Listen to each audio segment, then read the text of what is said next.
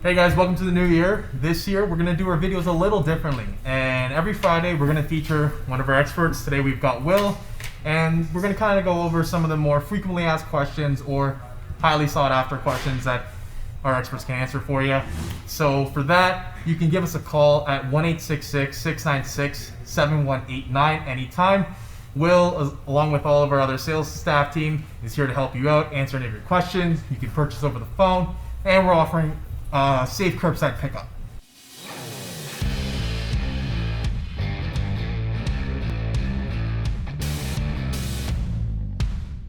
Welcome, Will. How are you doing today? I'm doing good. Perfect. So for our viewers out there, let's get to know you a little bit more. Sure. How long have you been with Gibbys? I've been with Gibbys for a little over 6 years now. Oh, right on. So what is kind of your expertise, something that you kind of look forward to helping customers with? I enjoy helping customers, when it comes to the audio and video, whether it be, home theater. I mean, my passion and love is two-channel listening. I'm a bit of an audiophile at home myself, but Right on. for many people it is home theater, especially in these very crazy times, and people are really enjoying larger TVs, and they're getting into having full home theater setups and really broadening what they were doing at home. The things they hadn't thought of maybe before, and they're doing more of that now. Right on, right on. So actually today we're going to be talking about TVs, and in specific how our audience or viewers can actually pick the right TV for themselves, kind of some guidelines to follow, and I'm going to go through a couple questions. If that's okay with you? Sure. Awesome. So the first question that we have for you is, there's a lot of technical jargon out there, and to kind of minimize the confusion, what are the customers really looking for? What should they look for, rather, in a TV? And that's a great question, and it's one that we get asked an awful lot about. There's a number of variables when people are, setting up a new TV in their home. The room that it's going into, the size, where they're sitting, what kind of lighting is in the room, because that can have a definite impact and effect on their viewing experience. In terms of the sound, what do they want to attach with it? And then in terms of the picture, what quality of picture? And are they just watching movies, or are they real avid sports watchers? So there's a number of variables, and for that, there's some definite technical terms that we can go over if you want to. Yeah, I mean, I guess some of the more frequently used terms would be like an HDR.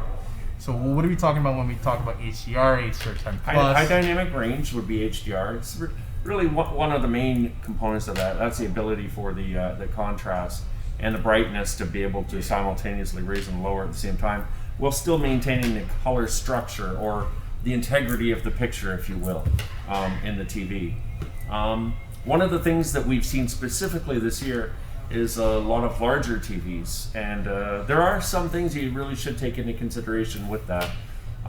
Definitely in terms of the motion rate, or oftentimes you see whether the different brands that we carry Sony, Samsung, and LG, and they each have their own names for them. But in sort of that universal term, that nice spot for speed will be about 120 hertz. Okay. In a lot of TVs, you may see where it talks about dimming zones, or in OLED, it's not necessary, because in OLED it's quite unique because the pixels can actually shut right off and give you your purest blacks. Mm-hmm. So there is a little difference that way, and then as you go in the other models of TVs, your dimming gets better and better as your models, you step up in your model, and the ability for the TV to be able to create those dimming zones to get you those more pure blacks, if you will, give you that sharper contrast. Another term that's thrown around a lot is full array versus direct lit or edge lit. Mm-hmm. And I'll explain that real quick and what that means. A direct lit or an edge lit TV means that around the TV, around the bezel, or just inside the bezel, is the lighting that comes for the TV to be able to boost, to give you that sharpness of the picture, and just to be able to pop all the color. But it comes from the way the panel is lit. It pushes all of that towards that light to the center, so that it can illuminate everything on the screen. Problem with that is sometimes you get blooming around the edges, especially in the larger TVs, because you're pushing a lot of light because of this, because of the size of the TV, right? 75 and even 85-inch TVs now, and it's not uncommon for those, or 86-inch TV in this sense right here. And whereas with full array, you actually have lighting that goes across the entire panel all the way through. You get like a very clear image and color, but in a very bright manner. So it's able to overcome a lot of the ambient lighting in a room. So if you're in a room that has a lot of natural light, you'll find that some of the other TVs that are direct lit or edge lit are, if you've ever noticed that you have like either a little reflection or it just doesn't hold that image as well, compared to a full array which has a much brighter picture. So those are some of the main elements, jargon. I mean, if there's more, there's definitely, in terms of your peripherals, what you're going to be hooking up to it, and then you can get into other little things in terms of smart TV functionality and other little options. But those are kind of the basics of it.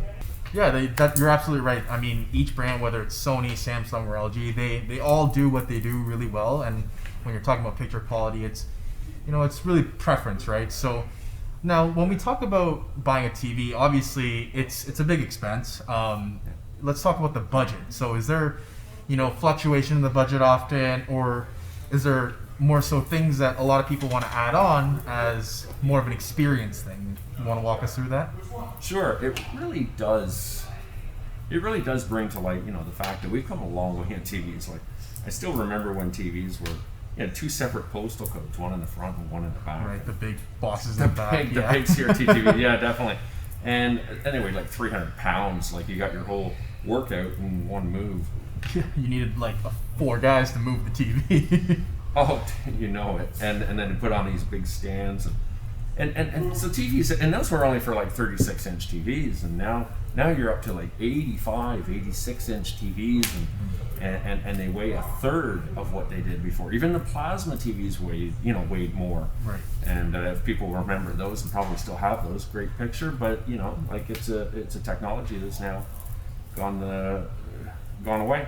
It's become extinct. And so we look at the TV panels now, and we look at everything that they're able to do, and there's so much that they can do now, and so when you talk about different budgets and different sizes, there's so many variables, and that's really a question that, if you call in and you talk to one of us or you talk to myself, absolutely, yeah. We can definitely discuss budget. But I mean, one of the things to take a look at is what the use of the TV is going to be for. Is it going to be a games room? Is it going to be in a well-lit room, as we were discussing previously? Is it going to be an outdoor TV? I mean, there's all the different variables, and that's probably a question best to be individualized and to be tailored according to what the customer wants when they come in, when we open again, or when they call, or even by email or contacting me or one of the other guys, and we can definitely go through all of those those variables and details. Right. But definitely in terms of budget, like I said, the TVs really have come down a lot in price. So they really are quite affordable, even when you look at, where they've come from. And it is a big expense for sure. So you definitely want to weigh out, in terms of, that experience versus what, your budget's going to allow you to do. Right. But if you, in these times, if you're going to be at home a lot, hey, have something you're going to enjoy. Exactly. Like, treat yourself well. We treat other people well. Treat yourself well. Exactly. Definitely. Yeah. Like you said, everyone's situation is a little bit different. So, again, if any of you guys have any questions out there or are looking to set something up, give Will here a call or any of our sales guys. They'll be able to help you out, set you up with the TV, bundles, whatever it is. And we do bundles really well here too. So. Yeah. That's another thing we can do for you. So remember, just give us a call, 1-866-696-7189. And we're open during our regular business hours. So just give us a call. Just one last question.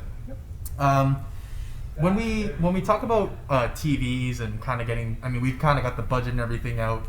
I would say we get the question of what size TV is right for you pretty often. what are your thoughts on that? Is there any expert advice that you can give us to kind of keep in mind when picking the size of our TV? Sure, and it's also another good question. Since they've come out with the 4K sort of protocol, if you will, for TVs, the industry standard has really been for an inch per foot. So basically, if you've got a 65-inch TV, about 6.5, 7 feet away from the wall. So you start to realize, well, wait a second, 7 feet from the wall, now you have a 65-inch TV. That's at the 4K protocol when you're watching, 4K content. Mm-hmm. Because of the way the resolution is now, it's so tight in comparison to the TVs before, where you had to sit far back because the pixelation and the resolution was not as dense as what it is now. It's a lot tighter, and with 8K now, where the TV is able to upscale to like 8 times the resolution of 1080p, right, and it's incredibly tight. I mean, it's come a long way. So one of the rules of thumb, if you will, has always been go as big as you can on your wall. Right. From that, then you can also then just ascertain, okay, realize maybe you can fit an 85-inch TV, but I mean, that's the point to start with. And from there, then you can scale back if need be. I've only ever run into a person bringing back a larger TV for a smaller one was specifically because of constraints within whether a shelf unit or some other kind of detail that hindered the placement of the TV. Right. Not because of the TV itself. More often than not, it is the other way around. Yes, I got the 50. I should have listened to you and got the 65 or 75. It just happens. And I always say, you know what? If you're going to have the TV, enjoy it. Right. If for some reason you find that, it's going to be something that you're going to be not around as much, maybe, that factors in how your budget goes. But for the most part, as large as it will go for the wall. And then, obviously, the aesthetic of the room you take into consideration as well. And there's a number of different options that you can do for mounting the TV, or if it's going to be on a stand.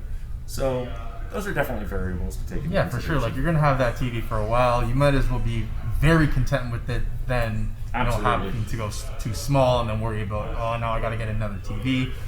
Yeah, you're absolutely right. Yeah. Well, if you have any other questions, make sure you guys leave it down in the comment section below. We'll try to get to them as soon as possible. I want to thank Will for joining us today.